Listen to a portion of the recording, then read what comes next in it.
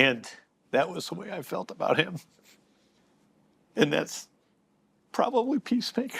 तो Peacemaker season 2 finale आ चुका है finally. There are lot of theories, people are speculating. Checkmate आ चुका है जो पीसमेकर ने खोला है अपने फ्रेंड्स के साथ. आर्गस से जुड़ी हुई है agency. This agency is forming something independent and something more morally aligned. तो फ्यूचर के जो कॉन्फ्लिक्ट्स होंगे ना, सिर्फ एक्सटर्नल थ्रेट नहीं होंगे, वो ज्यादा पॉलिटिकली जाएंगे. इस चीज में मजा आएगा ये देखने में. लैंटर्न का शो है वो ज्यादा काफी डिटेक्टिव जॉनर में घुसने वाला है, तो बहुत ही मजा आने वाला है. वो भी बहुत जल्द आ रहा है. Salvation, it's a big setup, it's not just a random dimension. ये डीसी के सैल्वेशन रन के स्टोरी लाइन से काफी जुड़ा हुआ है. डेंजरस मेटा ह्यूमंस जो है उनको एक्साइल कर देते हैं ये हॉस्टाइल वर्ल्ड में. James Gunn has confirmed Salvation will play a role in the broader DC universe including Man of Tomorrow. Personally मेरे लिए season 2 was freaking amazing. I don't know, मुझे पर थोड़ी भनक हो ही गई थी कि सेकंड लास्ट एपिसोड ही फिनाले होगा, क्योंकि मैंने सेकंड लास्ट फिनाले देखा. मैंने सोचा कि उफ, ये तो इसको टॉप करना बहुत ज्यादा मुश्किल होगा. मुझे लग रहा है यही लास्ट एपिसोड है. और ये बहुत सारे शोज आप देखोगे ना, तो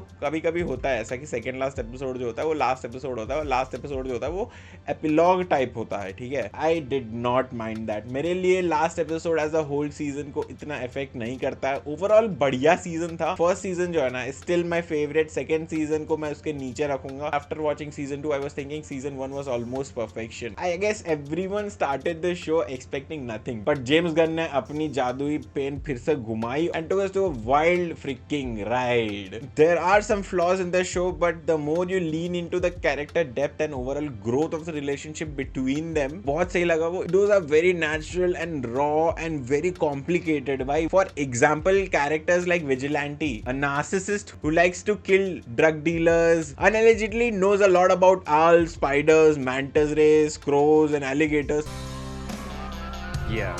Peacemaker's best friend, he even gets a sobbing scene in this season, and I thought this character was flawless throughout. ये character मेरा favorite था. He was the best in the show after Peacemaker, क्योंकि Peacemaker मेरे लिए सबसे favorite था. Let's deep dive into Peacemaker भाई. ये लंबा होने वाला है भाई. The guy who was the most flawed and top character ever return on screen, उसको बोझा के बाजू में रख देंगे. ठीक है, चलेगा. Peace at all cost even if it means murder. This line sums up his entire twisted philosophy. He genuinely thinks killing people for peace makes sense and he has done it a lot. That blind extremist patriotism is what landed him in jail before the series even starts. ये जो कांड किया ना उसने, वो पूरे series में, through out the series, दोनों सीजन में इसको हॉन्ट करता है. First of all, he killed Rick Flag junior. He was a good guy. Just because उसको ऑर्डर दिए गए थे उसने कर दिया. इसका गिल्ट और ये सब है ना, हमको सीजन 1 में देखने मिलता है. Vigilante idolizes him and Peacemaker absolutely takes advantage of that. It's toxic as hell but also tragically funny and it goes really well with the theme of the show. पहले सीजन का वो एक scene याद है जिसमें senator और उसकी family रहती है. Peacemaker hesitates for the first time because there is a whole family. Vigilante has to step in to do it for him. Still the fact that he almost shot children shows how morally lost he is. Okay, now this one's huge, bhai. ठीक है. He shoots his father, aka the White Dragon, point blank. Now yes, Augie was a racist, abusive, neo-Nazi supervillain, but it's still his dad. Years of psychological torture and guilt explode in that one scene. Bhai, it is. If you're sleeping on Peacemaker, please जाग जाओ भाई. That moment defines Peacemaker's trauma and shows he is both victim and an executioner. Once they realize कि जो butterfly थे वो alien है और वो humanity को save करना चाहते हैं अपने आप से ही, Peacemaker को ये पता होने के बाद भी he still kills them. Even when Goff जो है ना, वो जो alien जो leader था, tries to reason with him about peace and survival. He chooses violence because he doesn't want anyone else controlling humanity. It's hypocritical, but it's very Peacemaker. Peacemaker is someone who hides behind jokes, violence and peace talk and masks his guilt, loneliness and self-hatred. James Gunn ने जो मोहब्बत से लिखा है ना character, भाई मजा आ गया. At the end of season 1, he literally hallucinates his dead father taunting him. इतना deep है trauma भाई का. That was season 1 of Peacemaker. Now let's talk about the messed up things he did in the second season. Episode 2 में ही Chris accidentally kills his version from an alternate dimension. Doppelganger रहता है, उसका जुड़वा रहता है, वो दूसरी डिमेंशन का रहता है, उसको जाके मार देता है वो, ठीक है, गलती से। Then uses the quantum unfolding chamber QUC, जो उसके पप्पा को मिलता है, ठीक है, सीजन 1 में वही है। लाश को ठिकाने लगाता है वो QUC में ही incinerates and dismantles it with help of Vigilante. भाई this scene reminded me of Pain and Gain, Breaking Bad, ऐसे kind of dark shit. Moving on, Chris drinks, does impulsive things. तो अभी वो उसका जो अल्टरनेट डिमेंशन के बंदे को मार दिया, उसके बंदे का फोन ले, उसी के फोन से वो वहां की हार्डकोर को मैसेज कर रहा है वो। I don't know where we are putting the boundaries of how fucked up this character is, but it's already crossed. The alternate dimension seduces him. His dad and his brother are alive. Hardcore यहाँ पे ज्यादा open है, यहाँ ज्यादा अच्छी है, तो यहाँ पे रहने का सोच ले। There's a potential hero status that he always wanted, but the world is actually not perfect. He's tempted to permanently occupy that other life rather than face his pain in the real one.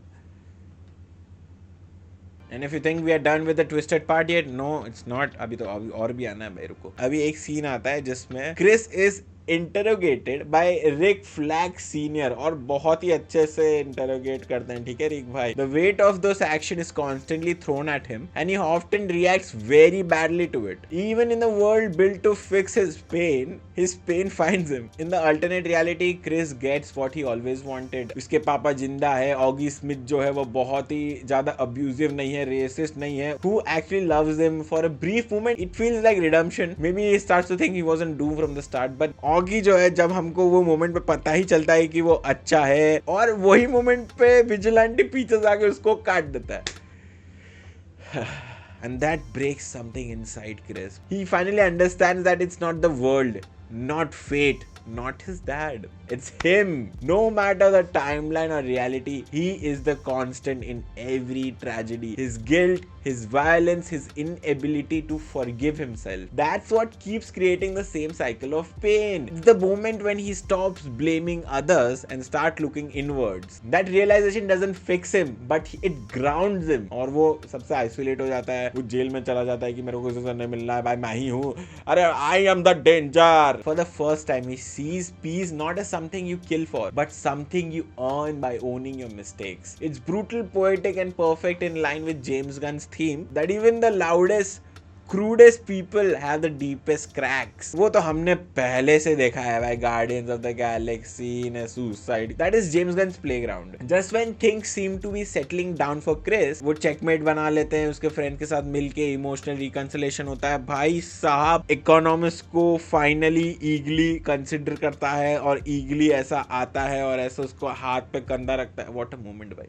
पूरे season में जो बात हो रही थी कि क्या है वो, क्या हुआ था उस रात, क्या हुआ था पीस मेकर और हार्डकोर के साथ, वो लास्ट एपिसोड में दिखाता है। And it's just a concert, it's a very good moment. लोग जितना बोल रहे इतना भी खराब नहीं है लास्ट एपिसोड, मुझे तो अच्छा ठीक ही लगा है, मिड ही था लास्ट एपिसोड। ओवरऑल पूरा सीजन देखने जाए तो भाई बहुत ही बढ़िया है, ठीक है। पीस मेकर ने कन्फेस कर दिया हार्डकोर से, हार्डकोर मान गई, ये सब हो गया। And then Rick Flag senior pulls the rug. Chris is abducted by Argus agents, brought before Flag, और फ्लैग कहीं से फॉर्ज डॉक्यूमेंट लेके आता है और क्लेम करता है कि क्रिस ने वॉलंटियर किया है पहला सब्जेक्ट बनने के लिए, सैल्वेशन के लिए। ये तो सरासर झूठ है, ठीक है। His motive is personal. तो पीस मेकर को सैल्वेशन में भेजने के बाद सीनियर के लिए अपना बदला पूरा हो गया। सारे कैरेक्टर्स के बारे में बात नहीं करूंगा मैं, क्योंकि I want you to enjoy the show, ठीक है। मुझे सिर्फ पीस मेकर के बारे में बात करना था। I wanted to pick one character, I wanted to talk about it. मैंने सोचा कि पीस मेकर के बारे में बात कर, because I loved him, he was my favourite. और तुम देख रहे हो फाइनली कनेक्ट हो गया। देख रहे हो सुसाइड स्क्वाड में शुरू हुआ था रिक फ्लैग को मारने के बाद, इसका आर्क शुरू, और खत्म होता है रिक फ्लैग सीनियर का बदला लेने के बाद। तो वो मुझे राइटिंग वाइज अच्छा लगा। Now this was his character arc for peace maker for 2 seasons, ठीक है। पूरे 2 सीजन में जो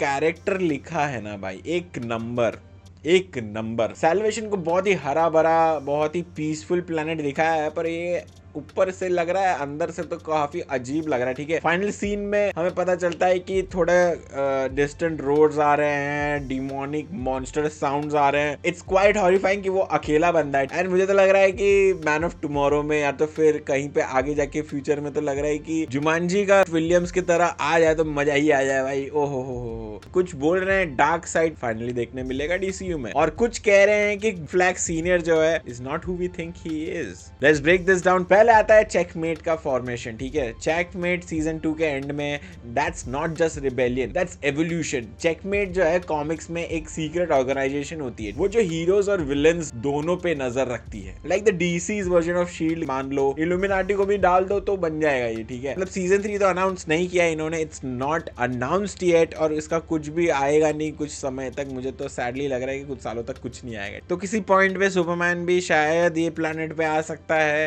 it's not just a setup, it's a larger gateway to DCU I consider. और अब आते हैं सबसे वाइल्ड थियरी की भाई, और ये मुझे बहुत ज्यादा बिलीवेबल भी लग रहा है। फाइनल सीन में जो भयानक आवाजें आती है ना आजू बाजू से, जो राक्षसों की आवाज आ रही है, और जो ट्यूब लाइक पोर्टल्स दिखाए गए हैं आखिरी एपिसोड में, तो बाप रे बाप, इन लोग सब कुछ सारी जगह दरवाजे खोल खोल के देख रहे हैं कि क्या क्या है। फन वे में, मोन्टाज वे में दिखाया गया है। उसमें सुपरमैन के ब्लैक होल का भी कैमियो था, कैंडी लैंड भी बहुत सही था। बहुत फन चीजें हैं शो में, ये आपको हुक करके रखती है। भटक जाता हूँ यार पॉइंट से। मैं बता रहा था कि बूम ट्यूब टेक्नोलॉजी से कनेक्ट कर रहा है। ठीक है,